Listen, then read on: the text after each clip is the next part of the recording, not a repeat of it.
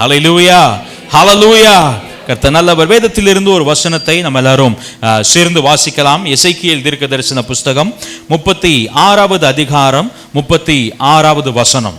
எசேக்கியேல் தீர்க்கதரிசன புஸ்தகம் 36வது அதிகாரம் 36வது வசனத்தை நம்ம எல்லாரும் சேர்ந்து வாசிக்கலாம். எடுத்தவங்க ஒரு ஆமென் சொல்லுங்க பார்க்கலாம். சேர்ந்து வாசிக்கலாம். கர்த்தராகிய நான் நிர்மூலமானவைகளை கட்டுகிறேன் என்றும் பாழானதை பயிர் நிலமாக்குகிறேன் என்றும் அப்பொழுது உங்களை சுற்றிலும் உள்ள மீதியான ஜாதிகள் அறிந்து கொள்வார்கள். கர்த்தராகிய நான் இதை சொன்னேன், இதை செய்வேன். ஹல்லேலூயா. இந்த காலை வேளையில உங்களுக்கும் எனக்கும் ஆண்டவர் வெளிப்படுத்த விரும்புகிற தம்முடைய வார்த்தை நிர்மூலமானதை அவர் கட்டுகிற தேவனாய் இருக்கிறார். ஹல்லேலூயா. உங்க பக்கத்தில் இருக்கிறவங்கள பார்த்து விசுவாச அறிக்கையா சொல்லுங்க, நிர்மூலமானவைகளை கட்டுகிறார். நிர்மூலமானவைகளை கட்டுகிறார். ஹல்லேலூயா.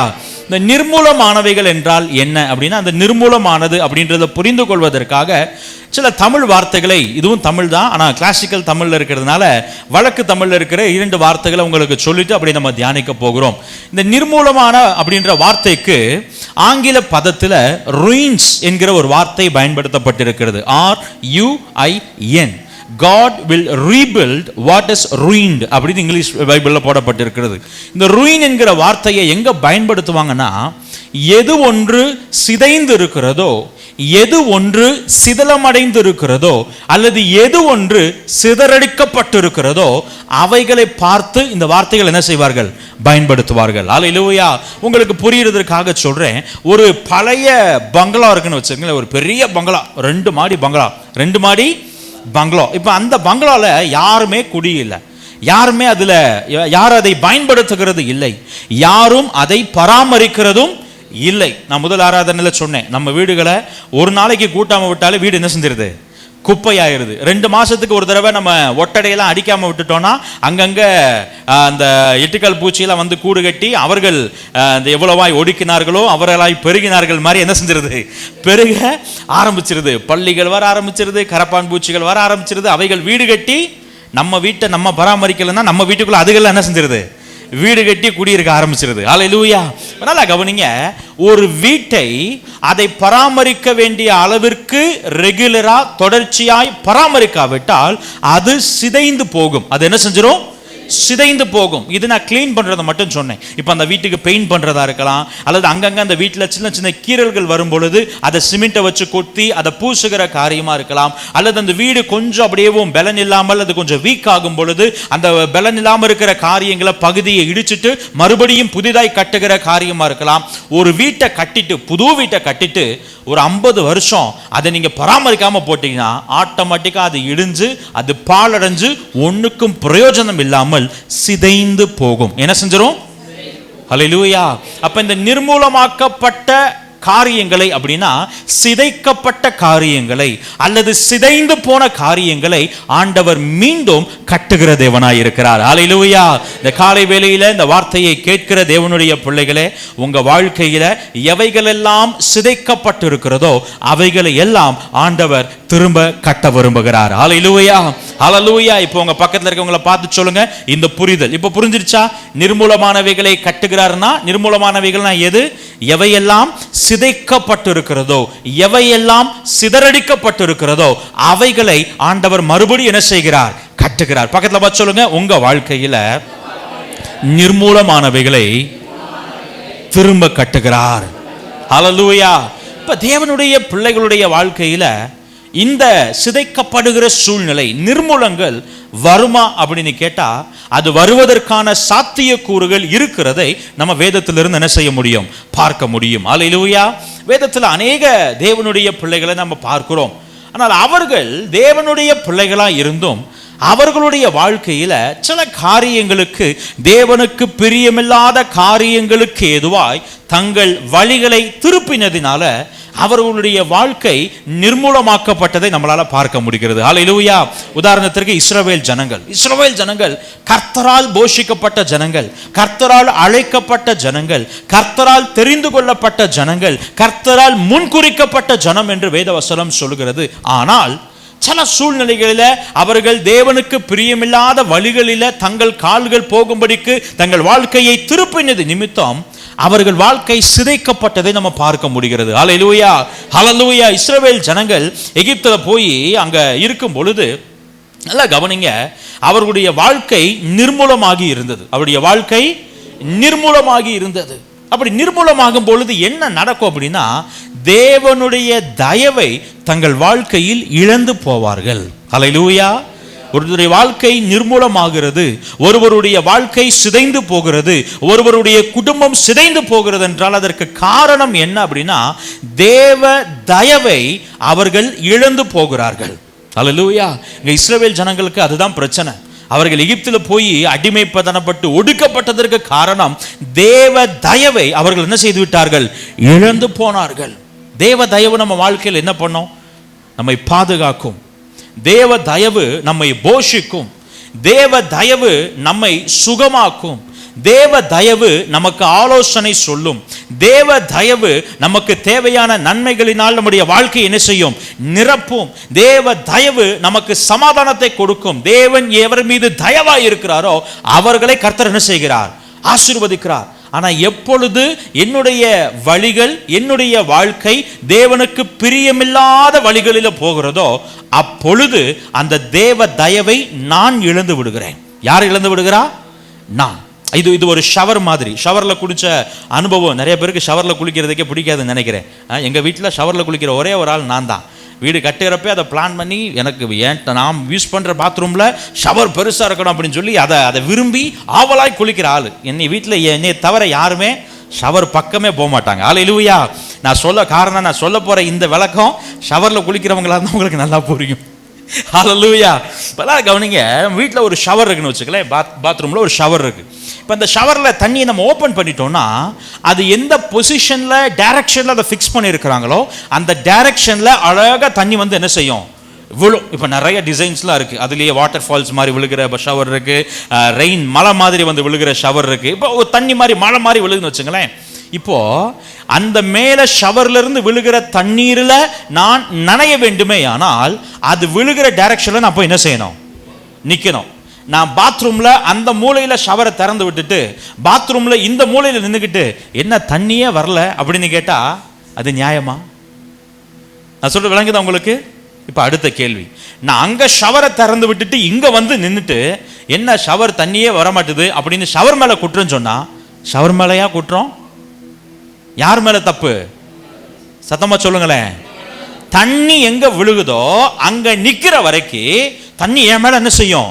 தேவ தயவு உங்கள் மீது இறங்க வேண்டுமே ஆனால் தேவ தயவின் நிமித்தம் உங்கள் வாழ்க்கையில் கர்த்தர் முன்குறித்திருக்கிற ஆசீர்வாதங்களை, உங்கள் சமாதானத்தை, உங்கள் குடும்ப ஐக்கியத்தை, உங்களுடைய பொருளாதார ஆசீர்வாதங்களை, உங்களுடைய காரியங்கள் வாய்க்க பெறுகிறதை, உங்களுடைய சரீர ஆரோக்கியத்தை, உங்களுடைய ஆவிக்குரிய வளர்ச்சியை, உங்கள் பரிசுத்தத்தை நீங்கள் பெற்றுக்கொள்ள வேண்டுமே ஆனால் ஷவர்லிருந்து விழுகிற மாதிரி விழுகிற தேவ தயவுக்கு நேராய் உங்களை என்ன செய்யணும்? நடத்த வேண்டும். ஹல்லேலூயா. மாறாக இந்த தேவ தயவிலிருந்து நான் வழி விலகி போவேனே ஆனால் தயவு விழுந்துகிட்டு இருக்கும், ஆனால் நான் அதை என்ன செஞ்சிருவேன்? இழந்து போய் விடுவேன். இங்க இஸ்ரவேல் ஜனங்கள் அப்படிதான் ஆச்சு. கர்த்தரால் முன்குறிக்கப்பட்ட ஜனம், அவரால் அழைக்கப்பட்ட ஜனம், எல்லா சுற்றுப்புறத்தில் இருக்கிற எதிரிகளுக்கும் இருந்து கர்த்தர் அவர்களை விடுவித்து அவர்களை அவ்வளவு அழகாய் வளர்த்து வருகிறார். வாக்குத்தத்தத்தின் சந்ததி என்று வேதம் சொல்லுகிறது. ஆனால் குறிப்பிட்ட சூழ்நிலை வரும் பொழுது அவர்கள் கர்த்தருக்கு விரோதமாய் செயல்பட ஆரம்பித்ததுனால அந்த தேவ தயவை அவர்கள் இழந்து போனார்கள். ஹல்லேலூயா, ஹல்லேலூயா. நம்முடைய வாழ்க்கையில நம்முடைய வாழ்க்கையின் சில காரியங்கள் நிர்மூலமாகி இருப்பதற்கு காரணம், அவர்கள் சிதைந்து போயிருப்பதற்கு காரணம், அவைகள் சிதலமடைந்திருப்பதற்கு காரணம், அவைகளினால நமக்கு மகிழ்ச்சி இல்லாமல் போயிருப்பதற்கு காரணம், ஏதோ ஒரு சூழ்நிலையில நாம் நம்முடைய கால்களை தேவனுக்கு விரோதமான பாதையில் நடப்பதற்காக அர்ப்பணித்திருக்கிறோம். நான் சொல்றதுன பேருக்கு விளங்குது? ஹல்லேலூயா, ஹல்லேலூயா. இஸ்ரவேல் ஜனங்கள் தேவ தயவை இழந்ததுனால பார்வோனாலும் எகிப்தின் சேனைகளினாலும் ஒடுக்கப்பட்டார்களாம். என்ன செய்யாதார்கள்? ஒடுக்கப்பட்ட இந்த நிர்மூலமானவர்களுடைய வாழ்க்கையை நீங்கள் பார்ப்பீர்களே ஆனால், தேவ தயவை இழந்தவர்களுடைய வாழ்க்கையை பார்ப்பீர்களே ஆனால், அவங்க உயிரோடு தான் இருப்பாங்க. ஆண்டவர் கிருபை உள்ளவர்ல. வசனம் ரொம்ப அழகா சொல்லுது பாருங்களேன். நெகேமியா 9:31 ஆண்டவர் சொல்றாரு, ஆகிலும் உம்முடைய மிகுந்த இரக்கங்களின்படியே அவர்களை நிர்மூலமாக்காமலும் அவர்களை கைவிடாமலும் இருந்து, அவங்களை நீங்க முற்றிலும் என்ன செஞ்சிடல, அழிச்சு போடல. இன்னொரு வசனம் சொல்லுது, மல்கியா 3:6 நான் கர்த்தர், நான் மாறாதவர், ஆகையால் யாக்கோபின் புத்திரராகிய நீங்கள் நிர்மூலமாகவில்லை. எப்ப நீங்க எனக்கு பிரியமில்லாததை செஞ்சது உண்மைதான். நான் விரும்பாத பல காரியங்களை நீங்கள் உங்களில் ஏற்றுக்கொண்டது உண்மைதான். நீங்க செய்கிற பல காரியங்கள் என்னை வேதனைப்படுத்துகிற காரியமா இருந்தது உண்மைதான். ஆனால் அது நிமித்தம் நான் உங்களை முற்றிலும் நிர்மூலமாக்காமல் இருக்கிறேன். காரணம், நான் மாறாதவராய் இருக்கிறேன். ஒரு ஆமென் சொல்லுங்க பார்க்கலாம். அல்லேலூயா. இப்ப நமக்கு எப்படி இருக்கும்னா, நம்ம உயிரோடு தானே இருக்கிறோம், நம்ம உயிரோடு தானே இருக்கிறோம். ஆனால் இந்த நிர்மூலமாக்கப்பட்டவர்களின் வாழ்க்கையை நீங்கள் உற்று நோக்கி பார்ப்பீர்களே ஆனால், அவங்க உயிர் இருக்கும், உயிரை தவிர அவங்க வாழ்க்கையில சந்தோஷமா இருக்கிறதுக்கு எதுவுமே என்ன செய்யாது. அல்லேலூயா. I repeat it. நிர்மூலமாக்கப்பட்டவர்களுடைய வாழ்க்கை, சிதைக்கப்பட்டவர்களுடைய வாழ்க்கை அல்லது சிதலமடைந்த வாழ்க்கையை வாழ்கிறவர்களுடைய சூழ்நிலை எப்படி இருக்கும்னா, உயிர் இருக்கும், ஆனால் அவர்கள் அதை சந்தோஷமாய் அனுபவிப்பதற்கு எந்த காரியங்களும் என்ன செய்யாது, இருக்காது. இப்போ இஸ்ரவேல் ஜனங்கள் எகிப்தில் இருக்கும் பொழுது வசனம் சொல்கிறது, எகிப்தியர் அவர்களை எவ்வளவாய் ஒடுக்கினார்களோ அவர்கள் அவ்வளவாய் என்ன செய்தார்களாம், பெருகினார்கள். எவ்வளவாய் ஒடுக்கினார்களோ அவ்வளவாய் பெருகினார்கள். அவங்களை கொஞ்சம் அவங்கள மைனாரிட்டியாவே வச்சிருக்கணும்னு எகிப்து என்ன செய்யுது, விரும்புது. எப்படி விரும்புது? எகிப்துகளுடைய மனநிலை என்னது, அவங்க மைனாரிட்டியாவே தான் இருக்கணும், அவங்க மெஜாரிட்டி என்ன செஞ்சிடக்கூடாது, மாறிட கூடாது. ஆனா ஆண்டவர் பார்க்கிறாரு, எங்க நம்மள மைனாரிட்டியா இருக்க வைக்கணும்னு நினைக்கிறாங்களோ அங்க நம்மள மெஜாரிட்டி என்ன செய்கிறார், மாற்றுகிறார். நல்லா கவனிங்க. இப்ப மெஜாரிட்டியா இருக்கிறாங்க, பெருகுகிறார்கள் அப்படின்னா அந்த ஜனங்கள் எப்படி இருந்திருக்கணும், சந்தோஷமா இருந்திருக்கணும்ல, இல்லையா? நான் சொல்றது எத்தனை பேருக்கு வழங்குது? எங்களை ஆளுகிற ராஜா எங்களை ஒடுக்குகிறார், ஆனால் அதெல்லாத்தையும் தாண்டி கர்த்தர் எங்களை என்ன செய்ய வைக்கிறார். உடனே இப்போ இஸ்ரவேல் ஜனங்கள் எப்படி இருக்கணும், டெய்லி திருவிழா தான், டெய்லி கறி கஞ்சி தான், டெய்லி கொண்டாட்டம் தான், டெய்லி ஆட்டம் பாட்டம் தான், அப்படியே மாசத்துக்கு ஒரு தடவை அப்படியே குடும்பத்தோட டூர் போறதான், அப்படிதான் இருந்திருக்கணும். ஆனால் அவங்க வாழ்க்கை அப்படியா இருந்துச்சு? இப்படி பெருகினவர்களுடைய வாழ்க்கையை பற்றி வசனம் சொல்லுது, அவர்களுடைய கூக்குரல் தேவ சந்நிதி மட்டும் என்ன செய்ததா, அவங்க பெருகினது உண்மை, ஆனால் அந்த பெருக்கத்தில் அவர்கள் முழுமையாய் அனுபவிப்பதற்கு ஏற்ப அவங்கள சுத்தி இருந்த எதுவுமே அவர்களுக்கு அனுகூலமானதாக இல்லை. அப்படின்னா என்ன அர்த்தம்? நான் ஆரம்பத்தில் சொன்னது, உயிர் இருந்துச்சு, உடல் இருந்துச்சு, ஆனால் இந்த வாழ்க்கையை சந்தோஷமாய் அனுபவிப்பதற்கு தேவையான சமாதானம் அவங்க கிட்ட இல்லை, குடும்ப ஐக்கியம் இல்லை, அவர்கள் செய்கிற வேலைக்கான பலனை அவர்களால் பெற்றுக்கொள்ள முடியவில்லை, அவர்களுக்கென்று சொந்த நாடு இல்லை, அவர்களுக்கென்று சொந்த வீடு இல்லை, அவர்களுக்கென்று ஒரு அங்கீகாரம் இல்லை, தங்களுக்குரிய எல்லா உரிமைகளையும் இழந்து உயிர் இருக்கு, உடம்பு இருக்கு, இதை தாண்டி நான் மகிழ்ந்திருப்பதற்கு எந்த அனுகூலங்களும் எங்களை சுத்தி, இதுதான் நிர்மூலமாக்கப்பட்ட நிலைமை. இதுதான் என்னது? தேவனுடைய பிள்ளைகளே, இந்த காலை வேளையில் வந்திருக்கிற உங்களில் சிலர் அப்படிப்பட்ட சூழ்நிலையில் இருக்கலாம். வெளியில பார்க்கும் பொழுது, நான் கண்ணாடி முன்னாடி என்னைய பார்த்தேன்னா, சர்ச்சுக்கு கிளம்பிட்டு போய் கண்ணாடி முன்னாடினா எப்படி இருப்போம், ஜம்முன்னு இருப்போம். எப்படி இருப்போம்? காலையில் 9 மணி ஆராதனைக்கு 8 மணிக்கு எந்திரிச்சு ரெடி ஆகிற ஆளாக இருந்தாலும் சரி, 8:30க்கு எந்திரிச்சு கிளம்புற ஆளாக இருந்தாலும் சரி, கண்ணாடி முன்னாடி நிற்கிறப்ப எப்படி நிற்கணும், ஜம்முன்னு. பாஸ்டர் இன்னைக்கு காலையில் சொன்னாங்க, சர்ச்சுக்கு வர்றப்ப இருக்கிறதே நல்ல ட்ரெஸ் என்ன செய்யணும், எடுத்து போட்டுட்டு வரணும். வெளியில எங்க போனாலும் இருக்கிற நல்ல ட்ரெஸ், ஆள் பாதி ஆடை. நம்ம இன்னைக்கு இதுதான் முழுசாவே, ஆளை விட்டுட்டோம். யாரை விட்டுட்டோம்? அந்த முதல் பாதியை விட்டுட்டு ரெண்டாவது பாதி இருக்குல்ல, அதை வச்சே பல பேர் வாழ்க்கையை மேட்ச் பண்ணிக்கிட்டு இருக்காங்க. அதை வச்சே நல்லா ட்ரெஸ் பண்ணிட்டு போயிட்டேன்னா எனக்குள்ள இருக்கிற இழப்புகள் யாருக்கு என்ன செய்யாது, தெரியாது. நான் யாரையாவது பார்க்குறப்ப அப்படி வெளிப்படையா சிரிச்சு பேசிட்டேன்னா எனக்குள்ள இருக்கிற காயங்கள் என்ன செய்யாது, தெரியாது. நான் யாரையாவது வெளியே பார்த்து பேசும் பொழுது நான் அவர்களுக்கு வாழ்க்கைக்குரிய ஆலோசனையை சொல்லிட்டேன்னா என் வாழ்க்கையில ஏன் சமாதானம் கேள்விக்குறியா இருக்கிறது அவங்களுக்கு என்ன செய்யாது, தெரியாது. ஒருவேளை நிர்மூலமாக்கப்பட்ட சூழ்நிலைகள் வந்திருப்பீர்களே ஆனால், உங்கள் சுகத்தை இழந்து, உங்கள் சமாதானத்தை இழந்து, உங்கள் ஆரோக்கியத்தை இழந்து, உங்கள் நிம்மதியை இழந்து, உங்கள் குடும்பத்தை இழந்து, உங்கள் பொருளாதார எல்லைகளை இழந்து, ஆவிக்குரிய வாழ்க்கையையும் இழந்து, பரிசுத்தத்தை இழந்து, சிதைக்கப்பட்ட சூழ்நிலையில் இந்த காலை வேளையில் வந்திருப்பீர்களே ஆனால் ஆண்டவர் இந்த காலை வேளையில் உங்களுக்கு ஒரு வாக்கு கொடுக்கிறார். நிர்மூலமாக்கப்பட்டவைகளை திரும்ப என்னால் கட்ட முடியும். ஒரு ஆமென் சொல்லுங்க பார்க்கலாம். அல்லேலூயா. எதெல்லாம் உங்க வாழ்க்கையில சிதைந்து போய் இருக்கிறதோ, எதெல்லாம் உங்களுடைய வாழ்க்கையில சிதைக்கப்பட்டு இருக்கிறதோ, எவைகளெல்லாம் உங்க வாழ்க்கையிலிருந்து நிர்மூலமாக்கப்பட்டு இருக்கிறதோ, அவைகளை இந்த தேவனால் திரும்ப உங்களுக்கு கொடுக்க முடியும். எத்தனை பேர் விசுவாசிக்கிறீங்க? ஹல்லேலூயா, ஹல்லேலூயா. நீங்க இழந்த சமாதானத்தை ஆண்டவரால் உங்களுக்கு திரும்ப தர முடியும். நீங்க இழந்து போன குடும்ப ஐக்கியத்தை ஆண்டவரால் உங்களுக்கு திரும்ப தர முடியும். சில விஷயங்களில இல்ல, இனிமேல் நடக்கவே நடக்காது, இது விழுந்தது தான், இது இழந்ததா என்று இருப்பீர்களே. ஆனால் ஆண்டவர் சொல்லுகிறார், இல்ல, எவைகள் நிர்மூலமாக்கப்பட்டிருக்கிறதோ அவைகளை என்னால கட்ட முடியும். ஹல்லேலூயா, ஹல்லேலூயா. எவைகள் சிதைக்கப்பட்டிருக்கிறதோ அவைகளை என்னால கட்ட முடியும். காரணம், நான் மாறாத தேவனாய் இருக்கிறேன். கரங்களை தட்டி ஆண்டவரை மகிமைப்படுத்துங்க பார்க்கலாம். நல்ல கரங்களை தட்டி, நல்ல கரங்களை தட்டி. ஹல்லேலூயா, ஹல்லேலூயா. இப்ப நம்ம செய்ய வேண்டிய காரியம், உபாகமம் 30வது அதிகாரம் 1வது வசனத்தின் கடைசி பகுதியும் 2வது வசனத்தின் முதல் பகுதியும் ஒரு வார்த்தையை சொல்லுகிறது. என்ன அப்படின்னா, நீ உன் இருதயத்தில் சிந்தனை செய்து. முதல் காரியம் நம்ம செய்ய வேண்டியது என்ன தெரியுமா? நம்ம இருதயத்தில் யோசிக்கணும். என்ன செய்யணும்? என்னத்தை யோசிக்கணும்? நமக்கு இந்த யோசிக்கிறது பிரச்சனையே இல்லை, இல்லையா? அதுதான் பாஸ்டர், தூக்கம் வராத அளவுக்கு யோசிக்கிறோம். எந்த அளவுக்கு யோசிக்கிறோம்? நைட்டு என்ன வரமாட்டுது? தூக்கம் வரமாட்டுது. கண்ணை மூடி படுத்தா 1000 யோசனைகள், 1000 நாவுகளால், 1000 பாடல்களால் தாண்டி இப்போ எங்கே வந்துருச்சு? 1000 யோசனைகளால் என் தூக்கம் எல்லாம் போனதே அப்படின்ற மாதிரி யோசிச்சுக்கிட்டே தான் இருக்கிறோம். நல்லா கவனிங்க. நீங்க கண்டதையும் கடியதையும் பற்றி யோசிக்கிறத பற்றி பைபிள் என்ன செய்யல, சொல்லலை.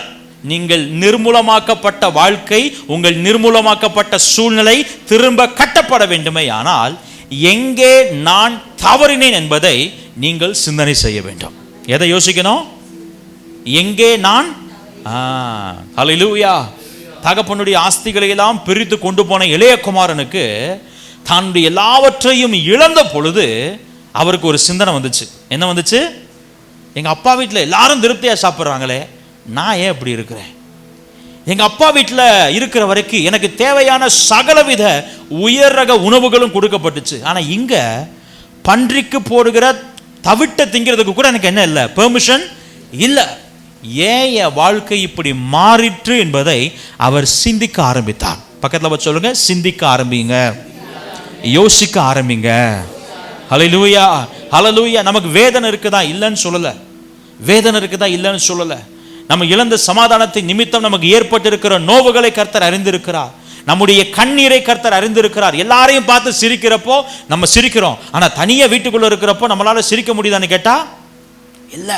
நம்முடைய கண்கள் கண்ணீராத்தான் இருக்கு, நம்முடைய கண்களில் கண்ணீராத்தான் இருக்கு. நம்முடைய இருதயத்துல மகிழ்ச்சி இருக்கான்னு கேட்டா இல்ல. வாயில மகிழ்ச்சியை வெளிப்படுத்துறோம், ஆனா இருதயத்துல பாடுகளும் நெருக்கங்களும் இழப்புகளும் போட்டு என்ன செய்திருக்கிறது, அழுத்தி கொண்டிருக்கிறது.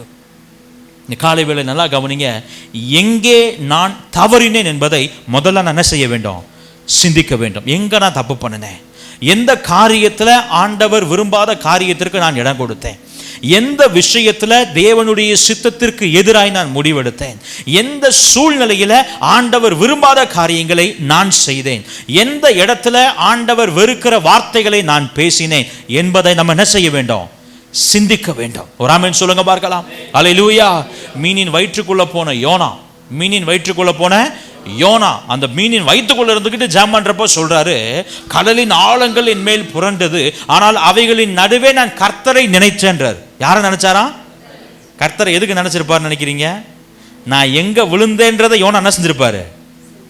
யோனாவுக்கு தெளிவா தெரிஞ்சிருக்கும். நான் எங்க விழுந்தேன், அவர் என்னை நினிவேக்கு போக சொன்னாரு, நான் ரைட் சைடு திரும்புறதுக்கு பதிலாக லெஃப்ட் சைடு என்ன செஞ்சுட்டேன், திரும்பிட்டேன். அன்பான தேவனுடைய பிள்ளைகளே, சிந்தித்து பாருங்கள், உங்கள் இருதயத்தில் சிந்தித்து பாருங்கள். where did we go wrong? நம்ம எங்கே தவறினோம், எந்த விஷயத்துல தப்பு செஞ்சோம், எந்த இடத்துல நாம் பாதை மாறினோம் என்பதை நீங்கள் நானும் நினைத்து சிந்தித்து பார்க்க வேண்டும். அல்லேலூயா. இரண்டாவது காரியம் 30வது அதிகாரத்தின் 2வது வசனத்துல முதல் பகுதி சொல்லுது, உன் தேவனாகிய கர்த்தரிடத்துக்கே திரும்பி.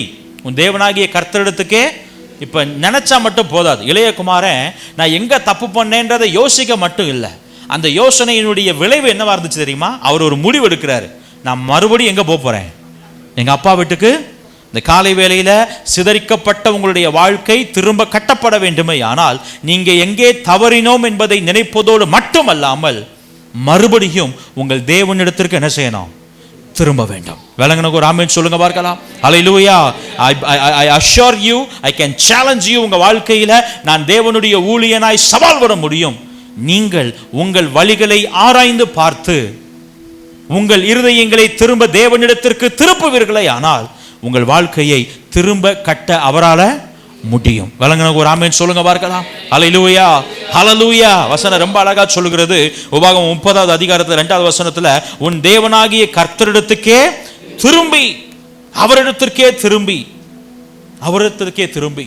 உடைய இருதயங்களை நீங்க மறுபடியும் யாருக்கு நேரா திருப்பணுமா?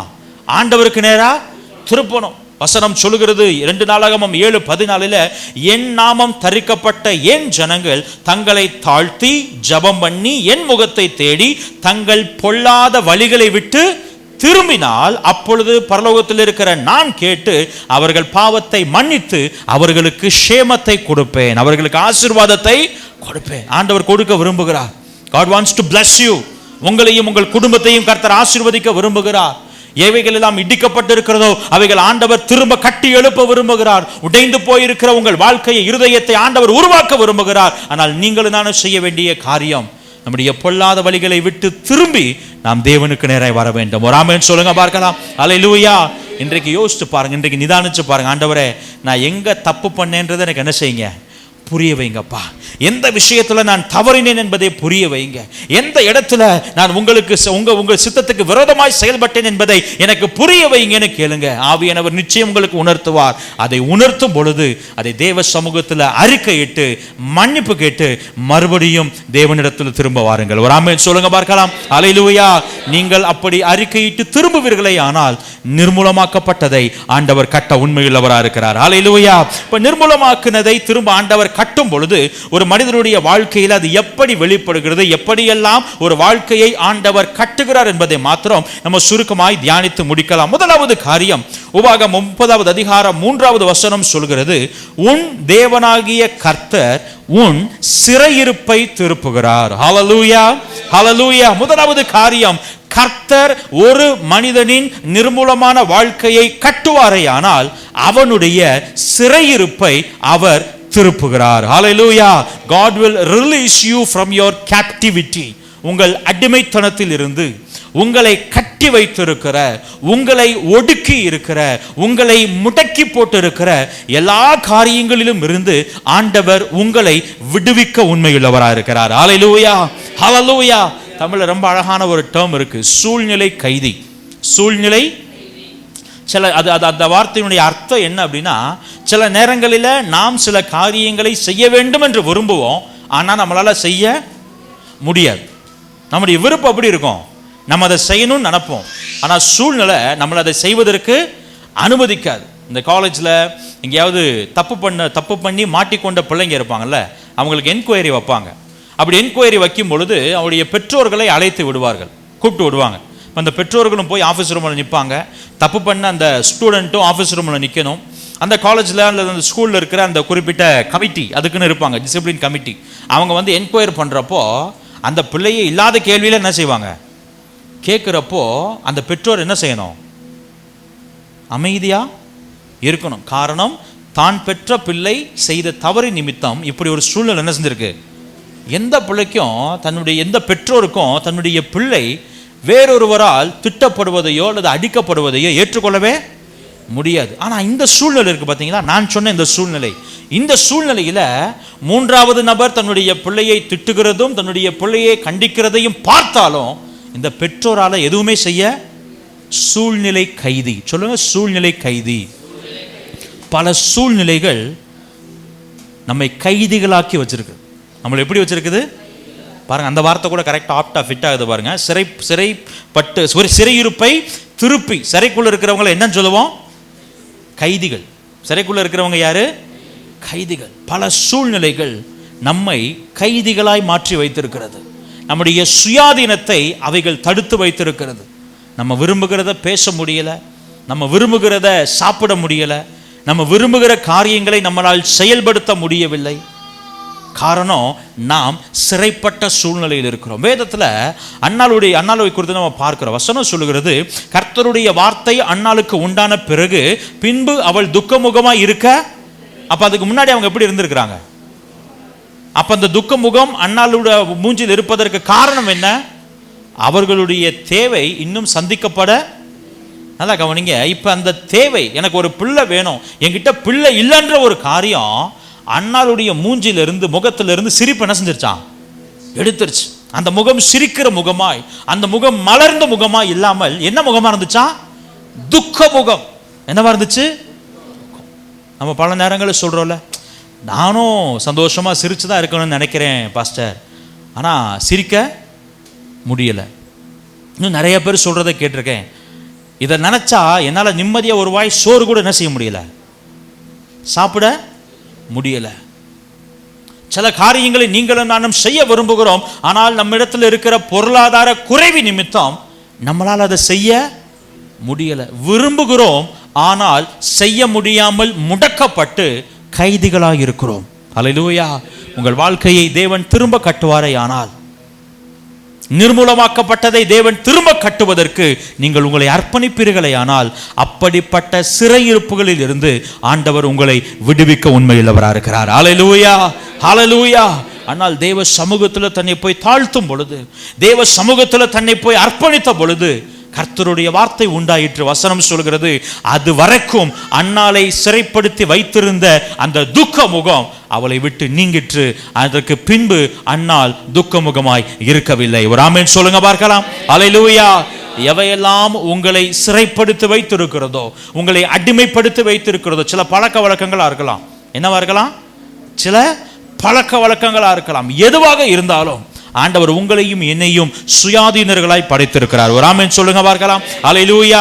நம்மை ஒடுக்குகிற, நம்மை முடக்கி போடுகிற எதிலும் இருந்து ஆண்டவர் உங்களையும் என்னையும் விடுவிக்க உண்மையுள்ளவராய் இருக்கிறார். காரணம், அவர் நிர்மூலமானவைகளை கட்டுகிற தேவனாய் இருக்கிறார். அல்லேலூயா. இரண்டாவது காரியம், ஆமோஸ் தீர்க்கதரிசன புஸ்தகம் 9வது அதிகாரம் 12வது வசனம் சொல்கிறது, அந்நாளிலே விழுந்து போன தாவீதின் கூடாரத்தை நான் திரும்ப எடுப்பித்து அதன் திறப்புகளை அடைத்து அதில் பழுதாய் போனதை சீர்படுத்தி பூர்வ நாட்களில் இருந்தது போல அதை ஸ்தாபிப்பேன் என்று இதை செய்கிற கர்த்தர் சொல்லுகிறார். அல்லேலூயா. இரண்டாவது காரியம், நிர்மூலமாக்கப்பட்ட வாழ்க்கையை தேவன் திரும்ப கட்டும் பொழுது இழந்து போன ஸ்தானத்தை திரும்ப தருகிறார். ஒரு ஆமென் சொல்லுங்க பார்க்கலாம். அல்லேலூயா. இந்த விழுந்து போன தாவீதின் கூடாரம் அப்படின்னா, தாவீதின் கூடாரம் என்பது தாவீதின் வீட்டை குறித்து சொல்லப்பட்ட வார்த்தை அல்ல. வீடுனா தாவீது குடியிருந்த வீட்டை பற்றி சொல்லப்பட்ட காரியம் அல்ல. இஸ்ரவேலின் ராஜ்யத்தை குறித்து, தேசத்தை குறித்து சொல்லப்பட்ட காரியம். தாவீது என்று ஒரு அரசன் இருந்தார். அந்த தாவீது அரசனுக்கு கீழே இஸ்ரவேல் என்கிற ஒரு மகா பெரிய தேசம் என்ன செய்தது, இருந்தது. ஆனால் இப்பொழுது ஜனங்கள் வழிகெட்டு போனதுனால, கர்த்தர் அவர்களை அவர்களுடைய எதிரிகளின் கையில் ஒப்பு கொடுத்ததுனால அப்படி ஒரு நாடே இல்லாம போயிடுச்சு. அசலத்தனை பேருக்கு விளங்குது? அல்லேலூயா. இந்த ஜனங்கள், இந்த நாடு, அந்த எல்லை, இவை எல்லாம் எதிரிகளால் சிறைபிடிக்கப்பட்டு போய்விட்டது. அவர்களுடைய ஸ்தானத்தை இழந்து போனார்கள். அல்லேலூயா. அது வரைக்கும் பக்கத்து நாட்டில் இருக்கிறவன் இந்த நாட்டை பார்க்கிறப்போ, எப்பா அது இஸ்ரவேல்னு ஒரு நாடு அப்படின்ற ஒரு ஸ்தானம் இருந்திருக்கும். அது வரைக்கும் பக்கத்து தேசத்தில் இருக்கிற ராஜாக்கள் தாவீதோடு பேசும் பொழுது, எப்பா அவர் ஒரு தேசத்துக்கு ராஜா அப்படின்ற ஒரு ஸ்தானம் என்ன செஞ்சிருக்கும், இருந்திருக்கும். எப்பொழுது ஜனங்கள் சிதறடிக்கப்பட்டார்களோ அப்பொழுது அவர்கள் தங்கள் ஸ்தானத்தை இழந்து போனார்கள். அல்லேலூயா. ஆண்டவர் சொல்லுகிறார், நிர்மூலமானவைகளை தேவன் உங்கள் வாழ்க்கையில் கட்டுவாரேயானால் நீங்கள் அப்படி இழந்து போன உங்கள் ஸ்தானத்தை ஆண்டவர் உங்களுக்கு திரும்ப தருவார். அல்லேலூயா, அல்லேலூயா. சில தேவைகளின் நிமித்தம், நம்முடைய வாழ்க்கையில் ஏற்பட்ட சில கசப்பான நிகழ்வுகளின் நிமித்தம், சமுதாயத்திலேயோ அல்லது நம்முடைய குடும்பத்திலேயோ, சொந்த குடும்பத்திலேயோ நம்மேல் இருந்த ஸ்தானத்தை, நம்ம ஊர்ல சொல்லுவாங்கல்ல, மரியாதையை போச்சு, மரியாதையே போச்சு. உலகத்தார் சொல்லுவாங்க மரியாதை போச்சுன்னா அதை திரும்ப நெசவே முடியாது. ஆண்டவர் சொல்லுவார், இல்லை, நீங்கள் இழந்த ஸ்தானத்தை அவரால் உங்களுக்கு திருப்பி தர முடியும். ஹல்லேலூயா, ஹல்லேலூயா. ஒருவேளை எங்களை பார்த்து என்னைய பார்த்து கனமாக நினச்சவங்களாம் என்னை ஒரு மாதிரி உதாசீனமாக பார்க்க ஆரம்பிச்சுட்டாங்க, என்னையெல்லாம் ஏளனமாக பார்க்க ஆரம்பிச்சுட்டாங்க. என் வாழ்க்கையில் நான் பெற்றுக்கொண்ட ஸ்தானத்தை, நான் சம்பாதிச்ச மரியாதை நான் இழந்துட்டேன். ஆண்டவர் சொல்லுகிறார், உங்கள் வாழ்க்கையில நிர்மூலமாய் கட்டும்படி நீங்கள் உங்கள் முகத்தை கர்த்தரை நோக்கி பார்ப்பீர்களே ஆனால் இழந்து போன உங்கள் ஸ்தானத்தை ஆண்டவர் திரும்ப தர உண்மையுள்ளவராக இருக்கிறார். அல்லேலூயா. காரணம், அவர் விழுந்து போன தாவீதின் கூடாரத்தை எடுப்பித்து மறுபடியும் அதை ஸ்தாபிக்கிற தேவனாக இருக்கிறார். ஒரு ஆமென் சொல்லுங்க பார்க்கலாம். அல்லேலூயா, ஹல்லேலூயா. உலகமே சொல்லலாம், ஊரே சொல்லலாம், ஏன் நம்ம வீட்டில் இருக்கிறவங்களே கூட சொல்லலாம், இனிமே மறுபடியும் அந்த ஸ்டேட்டஸ் நமக்கு என்ன செய்யாது, கிடைக்காது. இங்கே நான் ஸ்டேட்டஸ் யூஸ் பண்ணுகிற வார்த்தைகள் ஏதோ எப்படி சொல்றது, என்னை மேன்மையாய் காண்பிப்பதற்காக அல்ல, எனக்குன்னு இருக்கிற கணம், எனக்குன்னு இருக்கிற ஒரு ஸ்தானம், எனக்குன்னு கொடுக்கப்பட்டிருக்கிற ஒரு மரியாதை. ஆண்டவர் சொல்லுகிறார், இழந்த மரியாதையை, இழந்த ஸ்தானத்தை என்னால் மறுபடியும் உனக்கு கொடுக்க முடியும். எவர்கள் நம்மை அற்பமாய் எண்ணினார்களோ அவர்களுக்கு முன்பாக ஆண்டவர் உங்களையும் என்னையும் உயர்த்த உண்மையுள்ளவராக இருக்கிறார். அல்லேலூயா. தாவீது அதனால தான் பாடுகிறாரு, என் சத்துருக்களுக்கு முன்பாக நீர் எனக்கு ஒரு பந்தியை ஆயத்தம் பண்ணி என் தலையை எண்ணெயினால் அபிஷேகம் பண்ணுகிறீர். ஒரு ஆமென் சொல்லுங்க பார்க்கலாம். அல்லேலூயா.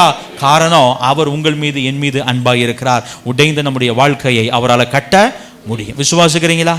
விசுவாசிக்கிறீங்களா? ஒருவேளை நம்முடைய எதிரிகள் நிறையா இருக்கலாம், ஒருவேளை நமக்கு கண்ணுக்கு தெரியாத எதிரிகள், நம்முடைய ஸ்தானத்துக்கு போயிடக்கூடாதுன்னு நம்ம காலை பிடிச்சி என்ன செஞ்சுக்கிட்டே இருக்கலாம், வாரி விட்டு கொண்டே இருக்கலாம். அல்லது நம்மை சுற்றி இருக்கிறவர்கள் அல்லது பிசாசானவன் நம்முடைய வாழ்க்கையில சில தந்திரங்களை உள்ள கொண்டு வந்து புகுத்தி நாம் மேன்மை அடையாதபடிக்கு நம்மளுக்கு விரோதமான காரியங்களை செய்து கொண்டே இருக்கலாம். நல்ல காலை வேளையில் ஆண்டவர் சொல்லுகிறார், நீங்க அதெல்லாம் ஓரமா வச்சுட்டு உங்க முகத்தை தேவனுக்கு நேராய் பார்க்க ஆரம்பிப்பீர்களே ஆனால் தாவீதின் கூடாரத்தை எடுப்பித்த தேவன் உங்கள் வாழ்க்கையை எடுப்பித்து உங்கள் ஸ்தானத்தை திரும்ப தர உண்மையுள்ளவராக இருக்கிறார். அல்லேலூயா. அன்றைக்கு நம்மளை பரியாசம் பண்ணவங்களாம் நம்மளை பார்த்து கனமா பேசுவாங்க. அல்லேலூயா. யாரெல்லாம் நம்மை அற்பமா எண்ணுகிறார்களோ அவர்களெல்லாம் நம்மை பார்த்து, ச்சே, ஆண்டவர் அவங்களை எவ்வளவு உயர்த்திருக்காருன்னு என்ன செய்வாங்க, பேசுவாங்க. யாரெல்லாம் நம்மளை பார்ப்பதையே, நம்மோடு பேசுவதையே, நம்மோடு பழகுவதையே அருவருப்பா எண்ணினார்களோ அவர்கள் நம்மை தேடி வருவார்கள். வசனம் சொல்லுகிறது, உதிக்கிற உன் ஒளி நிறத்திற்கு ராஜாக்கள் உன்னை தேடி ஓடி வருவார்கள். எத்தனை பேர் விசுவாசிக்கிறீங்க? எத்தனை பேர் விசுவாசிக்கிறீங்க? ஒருவேளை உறவுகளால் புறக்கணிக்கப்பட்ட சூழ்நிலையில் இருக்கலாம், அல்லது சொந்த குடும்பத்தால் புறக்கணிக்கப்பட்ட சூழ்நிலையில் நீங்க இருக்கலாம். ஆண்டவர் சொல்லுகிறார், அவர்கள் உங்களை தேடி வரும்படிக்கு உங்கள் ஸ்தானத்தை அவர் திரும்ப உங்களுக்கு தருகிறார். ஹல்லேலூயா, ஹல்லேலூயா. நம்ம மேல ஆண்டவருடைய மகிமை இருந்துச்சுன்னா ஜனங்கள் நம்மளை தேடி வந்துகிட்டே இருப்பாங்க. ஹல்லேலூயா. யாக்கோபை குறித்து பார்க்கிறோம். யாக்கோபு ஏசாவுக்கு பயந்து ஓடுறாரு. திரும்ப பல வருஷம் ஆச்சு, அந்த எத்தனையோ வருஷங்கள் ஆச்சு. மறுபடியும் திரும்ப தகப்பன் வீட்டுக்கு போகும் பொழுது ஏசாவை குறித்த பயம் யாக்கோபுக்கு என்ன செஞ்சிருச்சு, வந்துருச்சு. இந்த ஏசா போனா என்ன ஆக போகுதோ. காரணம், அது வரைக்கும் அந்த வீட்டுக்குள்ள நீ ஏன் தம்பிடா, நான் உன் சகோதரன்டா, உனக்கு என்ன ஆனால் நான் என்ன செய்வேன் பாப்பேன்னு சொன்ன ஏசா எப்பொழுது அப்பாவுக்கு சமைச்சு கொடுத்து ஆட்டையை போட்டு வந்த சிரேஷ்ட புத்திர பாகத்தை குறித்து தெரிய வந்துச்சோ அன்னையிலிருந்து அந்த ஸ்தானம் என்ன செஞ்சிருச்சு. அது வரைக்கும் உன் தம்பி அப்படின்னு ஏசா கிட்ட சொன்னா, ஆமா என் தம்பி, என்ன செய்வ, என் தம்பிடா அப்படின்னு என்ன செஞ்சிருப்பாரு, பேசியிருப்பார். ஒரு ஸ்தானம், ஒரு ஒரு ஒரு ஒரு ஒரு ஒரு பொசிஷன் கொடுக்குறாரு. ஆனால் சிரேஷ்ட புத்திர பாகம் போனதுக்கு அப்புறம் உன் தம்பி அப்படின்னா அவனா என்னைக்காச்சும் ஒரு நாள் என் கையில் என்ன செய்வான். இப்போ யாக்கோபுக்கு பயம் என்ன ஆக போகுதோன்னு. நல்லா நீங்கள் வாசித்தீங்கன்னா ரொம்ப அருமையான ஒரு பகுதி. கர்த்தர் யாக்கோபை ஆசீர்வதித்தது நிமித்தம் ஏசா எப்படி ரியாக்ட் பண்ணுவார்னு நினச்சி பயந்த யாக்கோபுக்கு ஒரே ஷாக்கு, ஒரே ஆச்சரியம். இந்த ஏசா ஓடி வந்து கழுத்தை வெட்டுவார்னு பார்த்தா கட்டி பிடிக்கிறார். என்ன செய்யறாரு? யாக்கோபு எதிர்பார்த்தது என்னது, ஏசா என் கழுத்தை என்ன செய்ய போறாரு. ஆனா ஏசா செஞ்சது என்னது, ஓடி வந்து கழுத்தை. யாக்கோபு நினைச்சிருப்பார், நான் தம்பின்ற ஸ்தானத்தை என்ன செஞ்சுட்டேன், இழந்துட்டேன். ஆனால் என்னை உருவாக்குகிற நிர்மூலமாக்கப்பட்ட என் வாழ்க்கையை கட்டுகிற தேவன் என்னோடு இருந்ததுனால நான் இழந்த ஸ்தானத்தை என் தகப்பன் வீட்டில் கர்த்தர் எனக்கு தந்தார். கைதட்டி ஆண்டவரை மகிமைப்படுத்துங்க பார்க்கலாம். ஹல்லேலூயா, ஹல்லேலூயா. ஒருவேளை ஏதாகிலும் சூழ்நிலைகளில, ஏதாகிலும் விஷயங்களில நீங்கள் தவறி போய் உங்கள் ஸ்தானத்தை நீங்கள் இழந்திருந்தாலும் இன்றைக்கு நீங்கள் உங்களை அர்ப்பணிப்பீர்களே ஆனால் கட்டுகிற தேவன் உங்கள் ஸ்தானத்தை உங்களுக்கு திரும்ப தர உண்மையுள்ளவராக இருக்கிறார். அல்லேலூயா. மூன்றாவது காரியம் பாருங்களேன், எசேக்கியேல் தீர்க்கதரிசன புஸ்தகம் 36:36 வாசிச்சோம். கர்த்தராகிய நான் நிர்மூலமானவைகளை கட்டுகிறேன் என்றும் பாழானதை பயிர் நிலமாக்குகிறேன் என்றும். மூன்றாவது காரியம், நிர்மூலமானவனுடைய வாழ்க்கையை தேவன் கட்டும் பொழுது அவனுடைய வளங்களை அவர் திரும்ப கொடுக்கிறார். ஹல்லேலூயா. பக்கத்துல சொல்லுங்க, உங்கள் வளங்களை ஆண்டவர் திரும்ப கொடுக்கிறார். ஹல்லேலூயா. God is rebuilding your resources. உங்களை சூழ்ந்திருக்கிற அல்லது நீங்கள் வைத்திருந்து இழந்து போன காரியங்கள், என்னிடத்துல இருந்து நான் இழந்த வளங்களை ஆண்டவர் திரும்ப என்ன செய்கிறார்? கொடுக்க உண்மையுள்ளவராக இருக்கிறார். அல்லேலூயா. இங்க அந்த எசேக்கியேல் தீர்க்கதரிசன புஸ்தகம் 36 என்ன நடக்குதுன்னா, இஸ்ரவேல் ஜனங்கள் தங்களுடைய வளங்கள் எல்லாவற்றையும் இழந்து போனார்கள். இப்ப அவங்க சிறைப்பட்டு போகும் பொழுது, அவர்களுடைய வாழ்க்கை சிதறடிக்கப்பட்ட பொழுது அவங்களுடைய நிலம் போச்சு. சொல்லுங்க, நிலம் போச்சு. நிலம் போச்சுன்னா அவங்களுடைய விதைப்பும் அறுப்பும் போச்சு. அது போச்சுன்னா அவர்களுடைய திருப்தியான சாப்பாடு போச்சு, அவர்களுக்கான வருமானம் போச்சு. இதெல்லாம் போச்சுனாலே ஆட்டோமேட்டிக்கா இது அவர்களுடைய வாழ்க்கையின் பிற பகுதிகளிலும் பாதிப்பை என்ன செய்யும்? உண்டாக்கும். அல்லேலூயா. காலை வேளையில மூன்றாவது ஆண்டவர் சொல்லுகிறார், அப்படி எவைகளையெல்லாம் நாம் இழந்திருக்கிறோமோ, நாம் இழந்த வளங்களை ஆண்டவர் நமக்கு திரும்ப கொடுக்க விரும்புகிறார். அல்லேலூயா. இந்த அதிகாரத்தில் ஆண்டவர் ரொம்ப அழகா சொல்லுகிறார். 29வது வசனம் 30வது வசனத்துல, உங்கள் அசுத்தங்களை எல்லாம் நீக்கி உங்களை ரட்சித்து உங்கள் மேல் பஞ்சத்தை கட்டளையிடாமல் கோதுமையை வரவழைப்பாராம். அல்லேலூயா. பக்கத்துல சொல்லுங்க, பஞ்சத்தை வரவழைக்காமல் கோதுமையை வரவழைப்பார். இதுவரைக்கும் என்ன இருந்துச்சு? நிர்மூலமாக்கப்பட்ட வாழ்க்கையில பஞ்சம். என்ன இருந்துச்சு? பஞ்சம். வேலைக்கு போய் கஷ்டப்பட்டு சம்பாதிக்கிறோம். 1ஆம் தேதி சம்பளம் வர்ற மாதிரி இருக்கு, ஆனா 2ஆம் தேதி என்ன வந்துருது? முதல் நாள் மெசேஜ் வருது, your account has been debited. Credited தானே? கிரெடிட்டட்னு வருது. என்னது? அமௌண்ட், சம்பளம். 2வது நாள் ஒரு மெசேஜ் வருது, your life has been credited with பஞ்சம். ஹல்லேலூயா. எங்க போகுதுன்னே தெரியல பாஸ்டர், என்ன செய்யறோம்னே தெரியல. அநேகருக்கு சமாதானத்தில் ஒரு பஞ்சம். இதுல பஞ்சம். நம்மள விதைச்சு பார்க்கிறோம். நம்ம என்ன செஞ்சு பார்க்கிறோம்? விதைச்சு பார்க்கிறோம். ஒரு சமாதானத்தை அறுக்க முடியல. அநேகருக்கு சரீர ஆரோக்கியத்தில் பஞ்சம். எவ்வளவோ முயற்சி பண்ணி பார்க்கிறோம். இது சரியானா அது வருது, அது சரியானா இது வருது. தற்காலிக தீர்வு கிடைக்கதே தவிர நிரந்தர ஆரோக்கியம், தெய்வீக சுகம் நம்முடைய வாழ்க்கையில வெளிப்பட அதுல ஒரு பஞ்சம். அநேகருக்கு ஞானத்துல பஞ்சம். எவ்வளவோ படிக்கிறோம், ஆனா என் மைண்ட்ல என்ன செய்ய மாட்டுது? ஏற முடியல. அநேகருக்கு ஆவிக்குரிய வாழ்க்கையில ஒரு பஞ்சம். ஆண்டவரை நான் இன்னும் அறிந்து கொள்ள வேண்டும், இன்னும் ஆண்டவருக்குள்ள வைராக்கியமா இருக்கணும்னு விரும்புகிறேன். ஆனாலும் அதுல என்னால திருப்தியை அல்லது நிறைவை என்னால பெற்றுக்கொள்ள முடியல. அதுல ஒரு பஞ்சம். நல்லா கவனிங்க, நிர்மூலமாக்கப்பட்டவர்களுடைய வாழ்க்கையில பஞ்சம் இருக்கும். ஆனால் நிர்மூலமாக்கப்பட்டதை கட்டுகிற தேவன் நம்மோடு கூட இருப்பாரே, ஆனால் அவர் பஞ்சத்தை அல்ல கோதுமையை உங்களுக்கு கட்டளையிட உண்மையுள்ளவராக இருக்கிறார். அல்லேலூயா, ஹல்லேலூயா. எதிலே எல்லாம் நீங்கள் பஞ்சத்தை பார்க்கிறீர்களோ, இந்த காலை வேளையில ஆண்டவர் உங்களை திரும்ப கட்டுகிறது நிமித்தம் அவைகளில் நிறைவான விளைச்சலை உங்களுக்கு கட்டளையிடுவார். அல்லேலூயா, ஹல்லேலூயா. அடுத்த வசனம் சொல்லுது, நீங்கள் இனிமேல் ஜாதிகளுக்குள்ளே பஞ்சத்தினால் உண்டாகும் நிந்தையை அடையாதபடிக்கு விருட்சத்தின் கனிகளையும் வயலின் பலன்களையும் பெருக பண்ணுவார். நல்ல கையை தட்டி ஆண்டவருக்கு ஒரு மகிமை செலுத்துங்க பார்க்கலாம். அல்லேலூயா, ஹல்லேலூயா. இதுவரைக்கும் நீங்க சம்பாதித்த காரியங்கள், இதுவரைக்கும் நீங்கள் சம்பாதித்த பணம் ஒருவேளை உங்களுக்கு நிந்தையை மாத்திரம் கொடுத்திருக்கலாம். ஆனால் இனி ஆண்டவர் சொல்லுகிறார், உங்கள் வழிகளை விட்டு திரும்பி நீங்கள் என் முகத்தை பார்ப்பீர்களே ஆனால் நான் உங்களை கட்டுவேன். அப்படி கட்டும் பொழுது உங்கள் கைகளின் பிரயாசம் உங்களுக்கு நிந்தையை அல்ல, உங்களுக்கு பெருக்கத்தை கொண்டு வரும். ஒரு ஆமென் சொல்லுங்க பார்க்கலாம். ஹல்லேலூயா, ஹல்லேலூயா. சம்பாரிச்சு என்னத்தை கண்டோம். அநேகர் அதுலேயே எக்ஸாஸ்ட் ஆகிருக்கிறாங்க இல்லையா? அப்படியே ஒரு மாதிரி வெறுமை ஆயிட்டாங்க. என்னத்தை சம்பாரிச்சு அதை பண்ணி இதை பண்ணி அதை செஞ்சு இதை செஞ்சு என்னைக்கடா போய் சேருவோம்னு என்ன செய்யுது இருக்கு. காரணம், அவர்களை சுற்றி அவர்கள் ஏற்படுத்தி வைத்திருக்கிற இந்த காரியங்கள் எதுவுமே அவர்களுக்கு மன மகிழ்ச்சியை நிம்மதி என்ன செய்யல, தரல. ஆண்டவர் சொல்லுகிறார், அந்த வறட்சியை போக்க வேண்டுமே ஆனால் ஆண்டவராக இயேசுவால மட்டும்தான் முடியும். வழங்கின ஒரு ஆமென் சொல்லுங்க பார்க்கலாம். ஹல்லேலூயா, ஹல்லேலூயா. நல்லா கவனிங்க, எல்லாம் இருந்து கிடைக்காத சந்தோஷத்தை, அதனால் உண்டாகாத திருப்தியை ஆண்டவரால தர முடியும். ஆண்டவர் சொல்கிறார், பஞ்சத்தை அல்ல விளைச்சலையும் பெருக்கத்தையும் உனக்கு கட்டளையிடுவார். ஹல்லேலூயா. நான்காவது காரியம், God will revive our success. நம்முடைய வெற்றியை நமக்கு திரும்ப தருவார். ஹல்லேலூயா. யோனாவுடைய வாழ்க்கையில பார்க்கிறோம், யோனா கர்த்தரால் தெரிந்து கொள்ளப்பட்ட ஒரு தீர்க்கதரிசிங்க.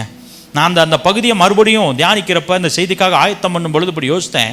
நினிவே என்கிற ஒரு பெரிய பட்டணம், தேனி மாதிரி ஒரு பெரிய சிட்டின்னு வச்சுக்கோங்களேன், ஒரு பெரிய சிட்டி. ஒரு நாள் பிரயாண தூரம் நினைக்கிறேன், 3 நாள் பிரயாண தூரமோ, ஒரு நாள் பிரயாண தூரமோ, சாரி 3 நாள் பிரயாண தூரம். அந்த சிட்டியை நீங்க ஒரு பக்கத்துல இருந்து இன்னொரு பக்கத்துக்கு நீங்க போகணும்னா 3 நாள் என்ன செய்யணுமா, டிராவல் பண்ணணுமா, நடக்கணுமா, அவ்வளவு தூரம், அவ்வளவு பெரிய சிட்டி. அந்த டிஸ்டன்ஸ் அப்படி கால்குலேட் பண்ணி சொல்றாங்க. இப்போ நான் விசுவாசிக்கிறேன், தேனியை விட ரொம்ப பெரிய. தேனியை நம்ம 1 மணி நேரத்தில் என்ன செஞ்சிடலாம், கடந்துடலாம். அங்கிட்டு இந்த பக்கம் பாலத்திலிருந்து அந்த பக்கம் நடந்தோம்னா 1/2 மணி நேரத்தில் 1 மணி நேரத்தில் என்ன செஞ்சிடலாம். அப்போ 3 நாள் நடக்கிறதா எவ்வளோ பெரிய ஊராக இருக்கும் பாருங்க. அந்த ஊரில் எத்தனை ஜனங்கள் இருந்திருப்பாங்கன்னு பாருங்க. நல்லா கவனிங்க. இப்போ இவ்வளவு பெரிய பட்டணத்தை, இவ்வளவு பெரிய பட்டணத்தில் இருக்கிற ஜனங்களை, குழந்தைகளை எல்லாருக்கும் இந்த கர்த்தருடைய செய்தியை கொண்டு போய் சேர்க்கிற அந்த ஒரு மிகப்பெரிய பொறுப்பை ஆண்டவர் யாரை நம்பி கொடுக்கிறாரு, யோனாவை நம்பி கொடுக்கிறார். ஆனா யோனா என்ன பண்றாரு, ஆண்டவர் இந்த பக்கம் ஒரு ரூட்டை போட்டு நீ நினிவேக்கு போனா, இல்ல ஆண்டவரே எனக்கு அந்த பக்கம் போகிறதுக்கு விருப்பம் இல்ல, அதனால நான் இந்த பக்கம் போறேன்னு சொல்லி இங்கிட்டு தர்ஷீஷுக்கு என்ன செய்யறாரு, போகிறார். அதுக்கப்புறம் நடந்த சம்பவங்கள் நமக்கு தெரியும். கடல்ல பயங்கரமான கொந்தளிப்பு இருக்கிறது, கர்த்தர் வெளிப்படுத்துகிறார். யோனாவை தூக்கி கடல்ல போடுறாங்க. ஒரு மீனுக்கு கட்டளை இட்டு மீன் என்ன செய்யுது, முழுங்குது. அந்த மீனின் வயிற்றுல 3 நாள் இருந்து யோனா ஆண்டவரை நோக்கி பார்த்து என்ன செய்கிறார், வருதான் நான் சொன்னது, சிந்தனை செய்து கர்த்தரிடத்திற்கே திரும்பும் பொழுது வசனம் சொல்லுகிறது, அந்த மீன் அவரை கரையில் என்ன செஞ்சிருச்சான், கக்கி போட்டுருச்சு. இப்ப அதுக்கப்புறம் தோற்றுப்போன யோனாவினுடைய வாழ்க்கையை ஆண்டவர் வெற்றிக்கு நேரா நடத்த ஆரம்பிக்கிறார். ஒரு ஆமென் சொல்லுங்க பார்க்கலாம். ஹல்லேலூயா.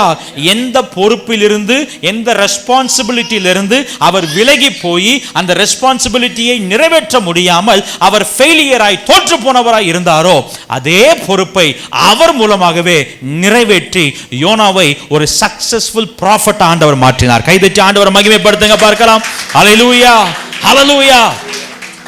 இன்றைக்கு ஆண்டவர் நம்மை நம்பி நிறைய ரெஸ்பான்சிபிலிட்டிஸை கொடுக்கிறார். எதை கொடுக்கிறாரு, ரெஸ்பான்சிபிலிட்டிஸ், பொறுப்புகள். நம்முடைய குடும்பத்தில் பொறுப்புகள் உண்டு, நம்முடைய வேலை ஸ்தலங்களில் பொறுப்புகள் உண்டு, நம்முடைய கிராமத்திலேயோ நம்முடைய உறவுகளுக்கு மத்தியிலேயோ நமக்குன்னு ஒரு பொறுப்புகள் உண்டு, நம்முடைய ஊழியத்தில் சபையில் உங்களுக்கு பொறுப்புகள் உண்டு. இந்த பொறுப்புகளில் நீங்களும் நானும் வெற்றியுள்ளவர்களாக இருக்கும்படி ஆண்டவர் விரும்புகிறார். ஹல்லேலூயா. ஒருவேளை கணவனா நான் செய்ய வேண்டிய பொறுப்பை என்னால் நிறைவேற்ற முடியல, மனைவியாக எனக்கு கொடுக்கப்பட்ட பொறுப்பை என்னால் செய்ய முடியல, அல்லது ஒரு குடும்பத்தின் தலைவனாக செய்ய முடியல, அல்லது நான் வேலை பார்க்கிற இடத்துல எனக்கு கொடுக்கப்பட்ட பொறுப்பை செய்ய முடியல, ஊழியத்தில் எனக்கு கொடுக்கப்பட்ட பொறுப்பை செய்ய முடியல என்று சொல்லுவீர்களே, ஆனால் இன்றைக்கு யோனாவை போல உங்கள் இருதயம் தேவனிடமாய் திரும்ப பட்சத்தில் அவர் மறுபடியும் உங்களை கட்டி எழுப்பி உங்களை ஒரு வெற்றியுள்ள பொறுப்பாளர் மாற்ற ஆண்டவர் வாழ முடியும். ஒரு ஆமென் சொல்லுங்க பார்க்கலாம். ஹல்லேலூயா. உங்களுக்கு வெற்றியை தர அவரால முடியும். ஹல்லேலூயா. நம்ம தோற்று போகும் பொழுது உலகம் நம்மளை தூற்றும். நம்ம தோற்று போகும் பொழுது உலகம் நம்மளை என்ன செய்யும், தூற்றும்.